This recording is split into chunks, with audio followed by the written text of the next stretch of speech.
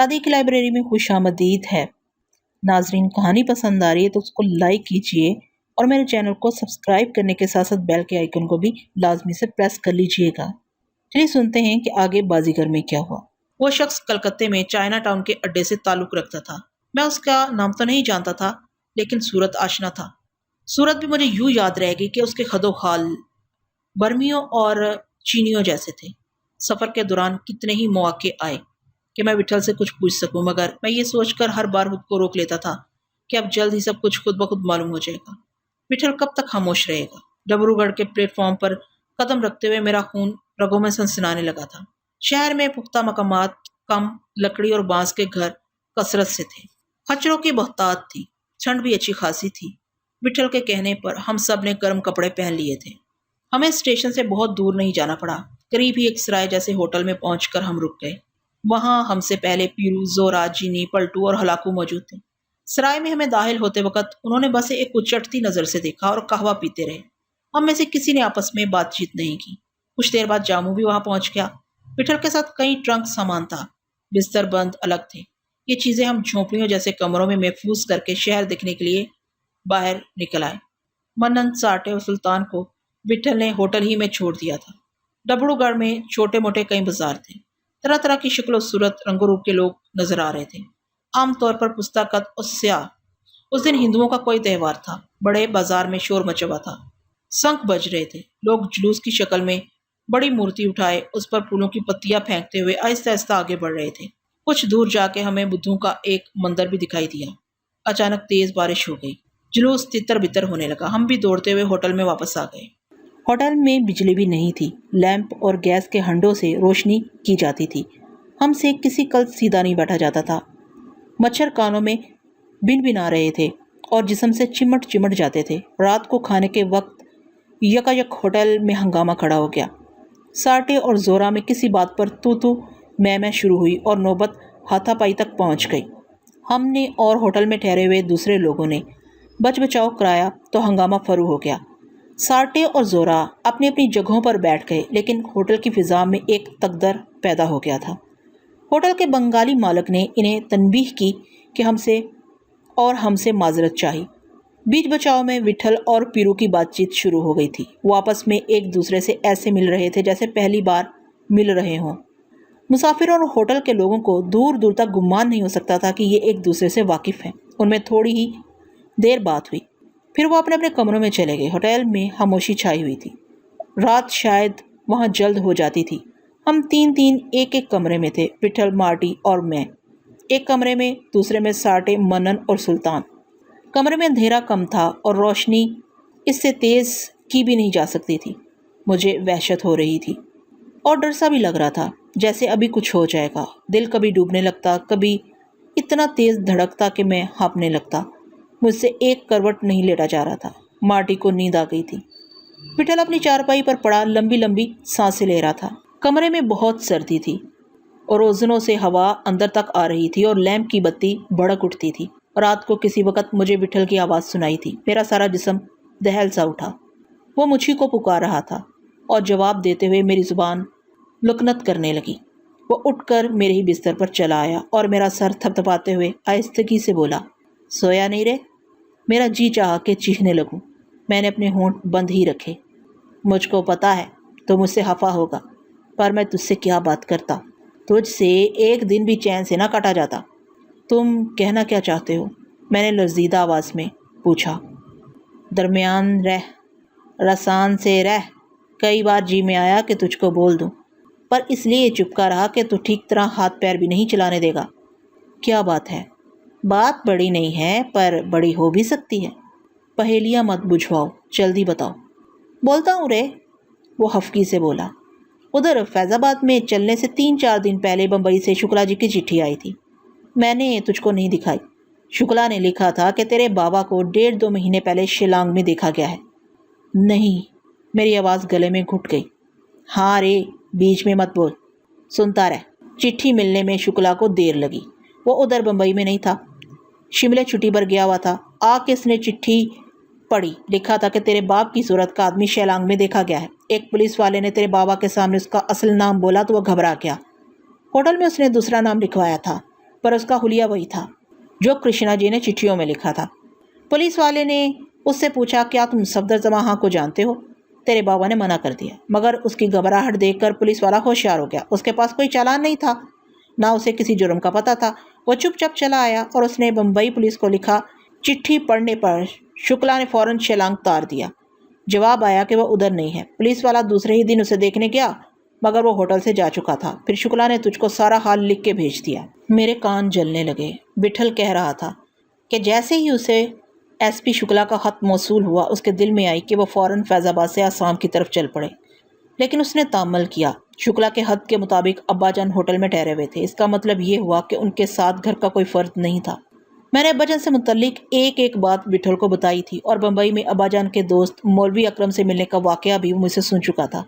फिर उसे उनके बारे में जहांगीर से मालूमात हासिल हुई होंगी। मेरे घर से निकलने के बाद एक अरसे तक अब्बाजान के साथ वही रहा था। उसने भी उसे यही बताया होगा कि उन कागजात की छानबीन में शब रोज़ मसरूफ़ रहते थे। ना उन्हें सुबह की फ़िक्र थी, ना शाम की। कोरा उन कागजात के साथ जो जवाहर लाई थी, उन्हें बेच बाच के वो अपना गुजारा करते थे। मकान और ज़मीनों की फ़रोख्त से भी इन्हें एक माकूल रकम हासिल हुई होगी। कुछ नकदी उनके पास भी होगी। वो जवाहर इतने बेशकीमत थे कि शायद इन्हें अपनी नकदी छूने की ज़रूरत भी ना पड़ी हो। बम्बई में कृष्णा जी के साथ मैं जिस जौहरी से मिला था, उसकी बातों से उन जवाहर की कदर व कीमत का अंदाज़ा होता था। काश कोरा उस रात खाली हाथ आ जाती, जवाहर और कागजात समेट के अपने साथ न लाती, फिर शायद ये सब कुछ ना होता। ना ये कागजात होते, ना अब्बा जान अपने आप से इतने बेखबर होते और अम्मी इतनी जल्दी यूं ना मर जाती। अब्बा जान मेरी तलाश में ज़रूर निकलते या रो पीट के बैठ जाते, मगर सब घर ही में रहते और फहमीदा मुझे देखकर इस तरह खिड़की से कूद ना जाती। मौलवी अकरम ने जब भी अब्बा जान को टोका, उन्होंने एक ही बात दोहराई कि मौलवी अकरम, तुम नहीं जानते कि इन कागजात में क्या छुपा हुआ है। मैं इनमें सर्फ होने वाले एक एक लम्हे की कीमत वसूल करूंगा। और इस दौरान उन्होंने फहमीदा को ज़ाया कर दिया। विठल को मालूम था कि मरने से पहले कृष्णा जी ने हिंदुस्तान भर की पुलिस को अब्बाजान के बारे में खत लिखे थे। कृष्णा जी को उम्मीद थी कि एक दिन वो उनका सुराग यकीनन लगा लेंगे। विठल को मालूम था कि मरने से पहले कृष्णा जी ने हिंदुस्तान भर की पुलिस को अब्बाजान के बारे में खत लिखे थे। कृष्णा जी को उम्मीद थी कि एक दिन वो अब्बाजान का सुराग यकीनन लगा लेंगे। कृष्णा जी जिंदा रहते तो इन्हें ढूंढने की कोई और तदबीर ज़रूर इख्तियार करते। उनका काम ही सुराग लगाना था, लेकिन वो भी चले गए। उनके जाते ही जवाब मसूल हुए, मगर सब बदअज़ वक्त थे। अब्बाजान वो शहर छोड़कर पहले ही जा चुके थे। कृष्णा जी की तरह शुक्ला को भी उम्मीद थी कि जल्द या बददेर कहीं से कोई तसल्लीबख्श जवाब आ जाएगा। उन्होंने फिर इस मज़मून के ख़त मुख्तलिफ शहरों को भेजे थे। मुमकिन है कहीं और से जवाब आया भी हो, मगर शुक्ला जी ने मुझे इत्तला देना इसलिए ज़रूरी न समझा हो कि अब्बाजान उस शहर से भी रवाना हो चुके हों। शुक्ला जी ने वादा किया था कि वो अपनी तमाम कोशिशें जारी रखेंगे, बार बार रिमाइंडर भेजते रहेंगे। विठल कह रहा था कि फैज़ाबाद में जब शुक्ला जी का ख़त मिला तो सिर्फ अरशद उसके करीब था। अरशद ने BA तक तालीम हासिल की थी। विठल ने अरशद से मदद ली और शिलांग के महल्ला वकू के बारे में मालूमात हासिल की, यहाँ तक कि उसने नक्शा भी मंगवा कर देखा। हम अब्बाजान की तलाश में गया शहर के करीबी इलाकों में दनिस्ता नहीं गए थे, क्योंकि अब्बाजान गया से दूर दूर के इलाकों में जा सकते थे, जहाँ इन्हें बुद्ध राहबों, रिश्तेदारों या शनासाओं से आमना सामना होने का अंदेशा ना हो। चनाचा वो बम्बई चले गए। बम्बई इंसानों का जंगल है, किसी को किसी की खबर नहीं होती। नीचे की मंजिल वाले को ऊपर वाले की खबर नहीं थी। बम्बई में तवील क़याम के बाद अब्बाजान शहर बदलते रहे होंगे, आज यहाँ कल वहाँ, 3 महीने इस बस्ती में, 3 महीने उस बस्ती में। वो फहमीदा के वाक़े का आदा नहीं चाहते होंगे और सबसे ज़्यादा फ़िक्र उन्हें कागजात की होगी कि इनको किसी की भनक ना मिल जाए। ज़्यादा अरसा एक जगह रहने से आसपास के लोग दिलचस्पी लेना शुरू कर देते हैं। कागजात पर तहकीक के लिए उन्हें लाइब्रेरियों की ज़रूरत भी पड़ती होगी। मौलवी अकरम के सिवा उन्होंने कागजात का किसी से जिक्र नहीं किया होगा। मौलवी अकरम से भी तब किया होगा जब उन्हें उन पर पूरा एतमाद हो गया होगा। उधर मौलवी साहब और कोरा के साथ भी यही था। कलकत्ते या मुरादाबाद के इलाकों और बुद्ध राहबों के मरकज़ों से दूर ही रहने में उनकी आफियत थी। चांग कबीले के लोग कोरा की जस्तजू में थे। हमने यही सोच के बंगाल और असम के इलाकों का रुख नहीं किया था। ताहम वो कहीं और न मिलते तो हमें इस तरफ भी आना पड़ता।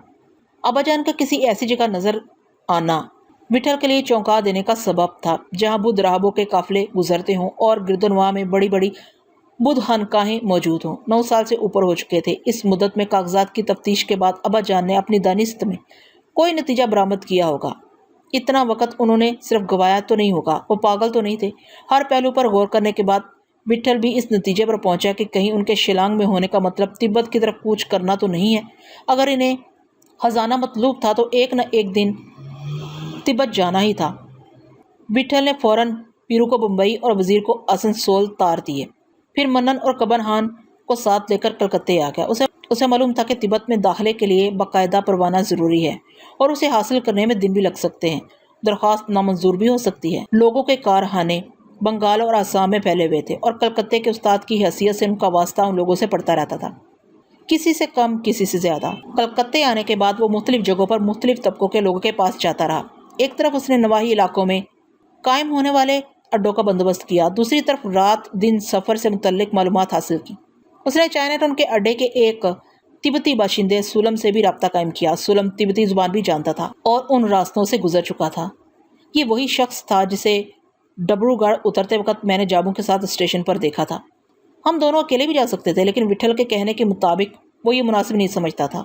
कुछ तो उसे खुद भी अंदाज़ा था और कुछ उसे बताया गया था कि यह सफ़र और सफ़रों के मानद इतना आसान नहीं है।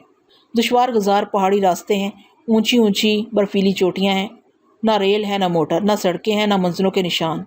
कदम कदम पर कबायली कज़ाकों का हदशा। कागजात का ताल्लुक चांग कबीले से होगा। चांग कबीले के लोग उन्हीं के लिए अब तक कोरा की तलाश में सरगिर्दा थे। विट्ठल के जहन में कुछ और उलझने भी होंगी, इसलिए उसने अकेले जाने के बजाय लोगों के साथ चलने का फैसला किया। उसे बजान के तिब्बत की तरफ कूच करने का ऐसा ही मुकम्मल यकीन होगा। सर्दी के बावजूद मेरा सारा जिस्म पसीने में नहाया हुआ था। उसकी बातें मुझे ख्वाब मालूम हो रही थी। मैंने किसी बात की तरदीद नहीं की। शुक्ला जी ने अपने ख़त में लिखा था कि पुलिस वाले ने अब्बाजान को तन्हा देखा था, उनके साथ कोई और नहीं था और वो होटल में ठहरे हुए थे। मेरी नज़रों में उन सब के चेहरे घूम रहे थे। वो रह रह के यही ख्याल आ रहा था कि अब्बाजान तन्हा क्यों थे। उन्होंने उन सब को कहाँ रखा? कहीं वो भी उनसे जहांगीर और फहमीदा की तरह जुदा तो नहीं हो गए होंगे। मुमकिन है पुलिस वालों को ही कोई गलतफहमी हो गई हो। पुलिस को देखकर लोग यूँ भी घबरा जाते हैं, इसलिए शायद उसने ख्वाम फर्ज कर लिया हो कि यही शख्स सफदर जमा है। लेकिन विट्ठल का ये कहना भी करीने कयास था कि बिलाखिर इन्हें तिब्बत जाना ही था। उनका तनहा होटल में ठहरना और तिब्बत की सरहद से करीब शिलांग में नजर आना विट्ठल के हर शुबे की तायीद करता था।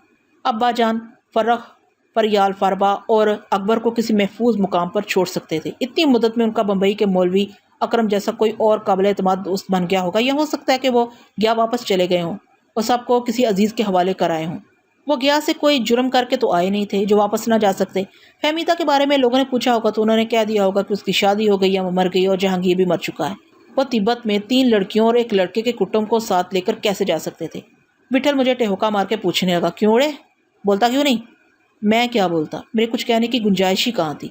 मुझे इस ख्याल से वहशत हो रही थी कि अब्बाजान उन इलाकों में आके किसी बड़ी मुसीबत में गिरफ्तार ना हो गए हों। उनके साथ अगर कागजात हैं तो वो कहाँ कहाँ इन्हें छुपाते फिर रहे होंगे। चांग कबीले के किसी आदमी को उनकी हवा लग गई तो मेरे जिस्म पर कभी सी तारी हो गई थी। विट्ठल कान थपड़ाने लगा। तीसरे दिन हम डिब्रूगढ़ से तनसकिया रवाना हो गए। रास्ते में तनसकिया पहले आता था, मगर विट्ठल को कलकत्ते में लोगों ने मशवरा दिया था कि वो पहले डिब्रूगढ़ उतरे। वहीं से उसे ऐसे आदमी मिल सकते हैं जो चेक पोस्ट की बजाय किसी और रास्ते से तिब्बत की सरहद पार करा देंगे। तिब्बती बाशिंदे रोज़ इधर से उधर मुंतकिल होते रहते हैं। हमारे चेहरे उन जैसे नहीं थे, ना हम उनकी ज़ुबान से वाकिफ़ थे। हमारे चेहरे उन जैसे नहीं थे, ना हम उनकी ज़ुबान से वाकिफ़ थे। 2 दिन तक सूलम डिब्रूगढ़ में काम के आदमी ढूंढने की कोशिश करता रहा। होटल में मुख्तलिफ किस्म के चंद लोग हमसे मिलने के लिए भी आए।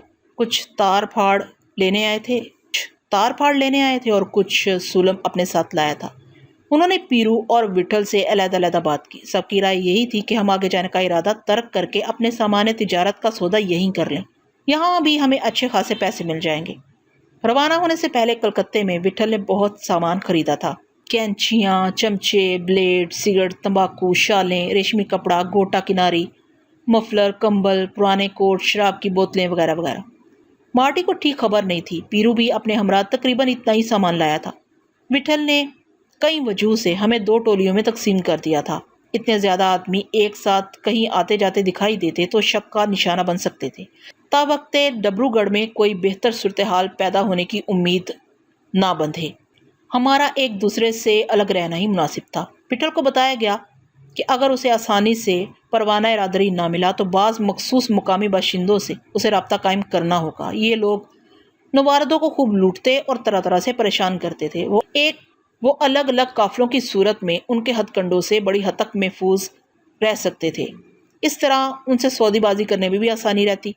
एक काफिला मुकामी बाशिंदों की बड़े मुआवजे की पेशकश कबूल कर लेता तो दूसरा इनकार कर देता। दूसरे को भी साथ ले जाने के लिए नतीजतन इन्हें कम पर आबादा होना पड़ता। इस तदबीर में और भी बहुत से तहफ़्फ़ुज़ात थे। एक काफिला दूसरे का निगरान रहता। कोई इफ्ताद पड़ने की सूरत में एक दूसरे के लिए ढाल बन सकता था। यह दूसरी बात थी कि दोनों काफिलों पर एक साथ उफ्ताद आती। पीरू को पहले डब्रूगढ़ भेजने में विठल की यही मसलहत थी।